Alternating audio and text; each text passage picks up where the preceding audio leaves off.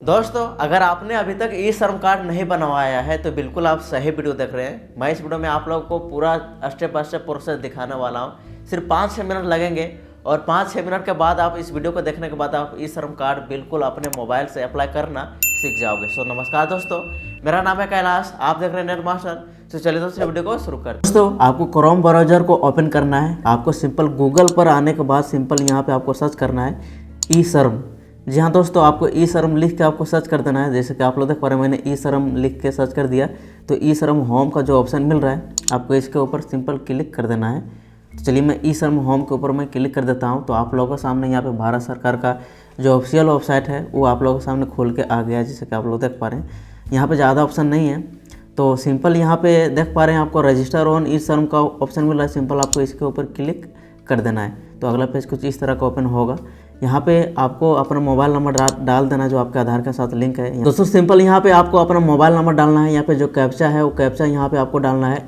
और यहाँ पे नो सेलेक्ट हुआ है तो इसे ऑटोमेटिक इसको कुछ छटकानी नहीं करना है। उसके बाद सेंड OTP के ऊपर आपको क्लिक करना है। तो जो इस मोबाइल नंबर के पे एक OTP जाएगा, उस OTP को यहाँ पर आपको भरना पड़ेगा। दोस्तों OTP डालने के बाद आपको सबमिट के ऊपर आपको क्लिक कर देना है। तो यहाँ पर आपको अपना आधार नंबर डालना है।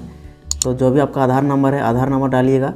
और आप वेरिफिकेशन फिंगरप्रिंट के थ्रू से कराना चाहते हैं, अगर आपके पास इरिस का डिवाइस है तो आप इसके ऊपर सिलेक्ट कर सकते हैं। अगर आपके पास कंप्यूटर है, आपका सेटअप फिंगरप्रिंट का किया हुआ है तो आप इसके ऊपर सिलेक्ट कीजिएगा। और अगर यहाँ पे OTP का ऑप्शन मिल रहा है तो सिंपल OTP के ऊपर आपको क्लिक कर देना। अगर आपके आधार में मोबाइल नंबर जो लिंक है वो आपके पास है, उस पर एक OTP जाएगा। उसके बाद एक कैप्चा आपको डाल देना है। उसके बाद सिंपल यहाँ पे आई एग्री का ऑप्शन मिल रहा है और आपको सबमिट के ऊपर आपको क्लिक कर देना है। तो चलिए मैं सबमिट के ऊपर क्लिक कर देता हूँ। अगर आपके पास फिंगरप्रिंट आपने सेलेक्ट किया है तो आप फिंगरप्रिंट लगाने का आपका लाल बत्ती जल जाएगा।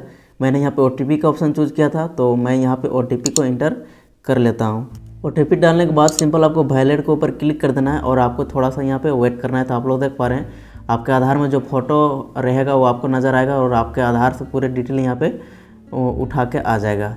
तो सिंपल आपको आई एग्री के ऊपर आपको क्लिक करना है और यहाँ पे कंटिन्यू इंटर अदर डिटेल, तो आपको इसके ऊपर क्लिक करना है। और सिंपल यहाँ पे अपना email ID भर देना है। अपना मैरिटल स्टेटस, आप मैरिज या सिंगल वो आपको डाल देना है। आपको यहाँ पे फादर नाम डालना है। आपको यहाँ पे सोशल कैटेगरी में यहाँ पे आप ST हैं, OBC हैं, वो आपको डालना है। ब्लड ग्रुप आपका क्या है वो आपको यहाँ पे सिंपल आपको डालने का ऑप्शन आ गया है।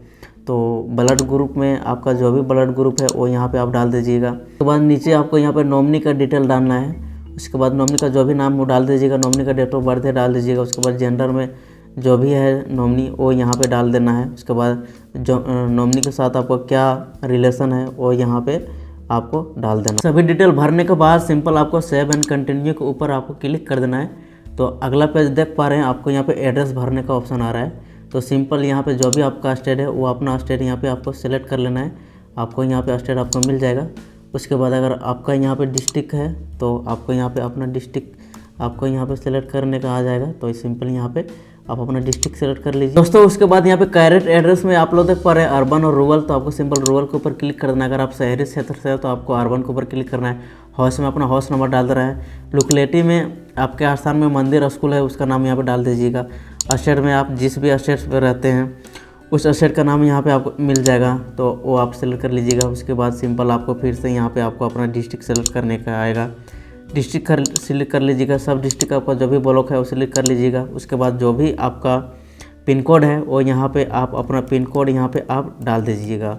उसके बाद सिंपल यहाँ पे आप लोग देख पा रहे हैं यहाँ पे कितने ऊपर एड्रेस में कितने साल से रह रहे हैं वो आपको चूज़ करने का आ रहा है। तो जितने भी साल से रह रहे हैं वो ईयर आपको सिलेक्ट करना है।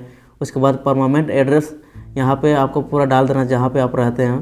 दोस्तों यहाँ पे आपको परमानेंट एड्रेस जहाँ पे आपका जन्म हुआ है उसका जब परमानेंट एड्रेस आपको भरना है। तो अगर सेम है तो सेम डिटेल आप ऊपर वाला जो भरे हैं वही नीचे आपको नीचे भी भर देना है। और सिंपल आपको सेव एंड कंटिन्यू के ऊपर आपको क्लिक कर देना है। तो आप लोग देख पा रहे हैं इधर देखिए आपको एजुकेशन क्वालिफिकेशन का ऑप्शन टैब खोल के आ गया है। यानी कि आप कितने पढ़े लिखे हैं वो यहाँ पे आपको बनाना है। अगर आप कुछ भी पढ़े लिखे नहीं है तो यहाँ पे प्राइमरी का ऑप्शन मिल रहा है। तो सिंपल आपको प्राइमरी के ऊपर क्लिक कीजिएगा। और यहाँ पे मंथली इनकम स्लैब यानी कि आप किस स्लैब में आते हैं। तो यहाँ पे जिस भी स्लैब में आपको जितना भी कमाते हैं 1 लाख का नीचे है 1 लाख का ऊपर है। तो सिंपल मैं सबसे नीचे वाला चूज कर लेता हूँ यहाँ पे 1 लाख। उसके बाद यहाँ पे आपको इनकम सर्टिफिकेट, तो इसको आप कुछ भी भरना नहीं है। सिंपल सेव एंड कंटिन्यू के ऊपर आपको क्लिक कर देना है। अब यहाँ पे दोस्तों ऑक्यूपेशन एंड स्किल, मतलब आप करते क्या हैं वो आपको बताना है।